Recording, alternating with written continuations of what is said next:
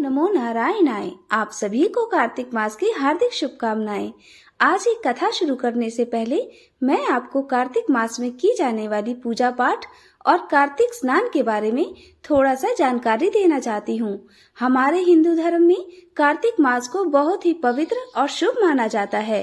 हिंदू पंचांग के अनुसार कार्तिक का महीना 8वां महीना होता है। इस पूरे महीने में धर्म, कर्म, जप, तप, व्रत, पूजा पाठ, स्नान, ध्यान आदि करने से कई गुना पुण्य की प्राप्ति होती है।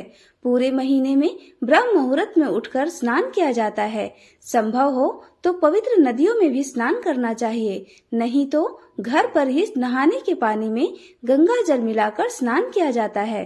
कार्तिक के महीने में सुबह 4:30 बजे से 5:30 बजे के बीच में उठकर स्नान करना बहुत ही शुभ माना जाता है। इस समय आप सूर्य देवता को भी जल अर्पित कर सकते हैं।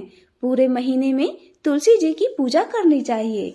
जिस घर में कार्तिक के महीने में तुलसी जी की पूजा होती है, वहाँ कभी अकाल मृत्यु नहीं होती, वहाँ कभी समस्याएं नहीं आती, आर्थिक तंगी नहीं होती और हर प्रकार की सुख समृद्धि का भंडार वहाँ पर पूरे वर्ष भरा रहता है। कार्तिक के पूरे महीने में भगवान विष्णु, भगवान श्री कृष्ण की पूजा की जाती है। इस पूरे महीने में व्रत, दान, तुलसी विवाह, दीपदान, गंगा स्नान करने से कई गुना पुण्य की प्राप्ति होती है। साथ ही इस महीने में किया गया दान कभी व्यर्थ नहीं जाता। इस महीने में किया गया छोटा से छोटा दान भी कई गुना पुण्य प्रदान करता है। कुछ लोग पूरे कार्तिक महीने में उपवास रखते हैं, तो कुछ लोग ऐसे होते हैं जो पूरे कार्तिक महीने में एक समय भोजन करते हैं। वह शाम की पूजा करने के बाद तारों की छांव में ही शुद्ध सात्विक भोजन ग्रहण करते हैं। अब चलिए जानते हैं कार्तिक महीने में पूजा की विधि। पहले तुलसी जी की पूजा करें। तुलसी जी की पौधे में नियमित रूप से जल अर्पित करें। कुछ विशेष दिनों को छोड़कर, जैसे रविवार, एकादशी या ग्रहण वाले दिन तुलसी जी में जल अर्पित नहीं करें। इन दिनों केवल दीप दान करें और परिक्रमा करें। कार्तिक मास महात्म का पाठ रोज पढ़ना या सुनना चाहिए। पूजा करते समय भगवान विष्णु और अपने आराध्य देवी देवताओं की पूजा करें। धूप दीप जलाएं और एक दीप अपने मुख्य घर के द्वार पर भी जलाना चाहिए। जो लोग तारा भोजन करते हैं, उन्हें पूरे दिन उपवास रखना चाहिए और शाम को तारे निकलने के बाद, तारों को अर्घ देने के बाद ही शुद्ध सात्विक भोजन करना चाहिए। इस पूरे महीने में अपनी श्रद्धा के अनुसार ब्राह्मणों को भोजन कराकर उन्हें दान दक्षिणा देकर संतुष्ट किया जाता है और कार्तिक मास के अंतिम दिन यानी कार्तिक पूर्णिमा के दिन व्रत का उद्यापन किया जाता है। जो लोग पूरे महीने उपवास नहीं रख पाते, वे इस महीने में पड़ने वाली विशेष दिनों में भी उपवास रख सकते हैं, जैसे कि कार्तिक अमावस्या या पूर्णिमा को। अब चलिए जानते हैं कार्तिक मास के नियम के बारे में। जो भक्त कार्तिक मास में नियमों का पालन करते हैं, उन्हें सुबह ब्रह्म मुहूर्त में उठकर हो सके तो ठंडे पानी से, नहीं तो गुनगुने पानी से स्नान करना चाहिए। तुलसी जी की पूजा करें, धूप दीप जलाएं और विधि विधान से आराध्य देवी देवताओं की पूजा करें। पूरे महीने हो सके तो धरती पर बिस्तर लगाकर सोना चाहिए। मांसाहारी प्याज, लहसुन, लौकी, गाजर, राई, उड़द की दाल, मूंग, मसूर, चना और मटर की दाल का सेवन नहीं करना चाहिए। नशा, झूठ, चोरी, पाप आदि से दूर रहना चाहिए। कार्तिक मास के नियमों का पालन करने वाले भक्तों को पूरे महीने में सिर्फ एक दिन शरीर पर तेल लगाना चाहिए। केवल नरक चतुर्दशी यानी छोटी दिवाली के दिन बाकी दिनों में तेल लगाना वर्जित है।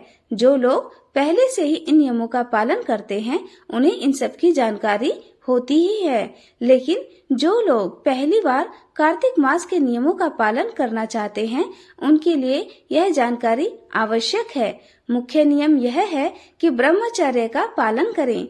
दूसरा नियम है शरीर पर तेल ना लगाएं। तीसरा नियम है कि हो सके तो धरती पर ही बिस्तर बिछाकर सोना चाहिए और ऐसी जगह पे सोइए जहाँ पे किसी चीज का यानी सांप का, कीड़े मकोड़ों का डर ना हो। चौथा नियम है कि सुबह शाम तुलसी जी की नियमित पूजा करनी चाहिए। और 5वां नियम है कि दालों में जो द्विदल होती है, यानी जिस दाल के 2 टुकड़ों में टूट जाती है, वैसी दालों का सेवन नहीं करना चाहिए। जैसे चने की दाल, मटर की दाल, मसूर की दाल, इन सब दालों को आपको सेवन नहीं करना चाहिए। अब चलिए कथा प्रारंभ होती है। कार्तिक के महीने में सभी औरतें तुलसी जी को सजाती, तो ऐसे में एक बुढ़िया थी जो कार्तिक मास में तुलसी जी को सजाया और उनमें जल अर्पित किया।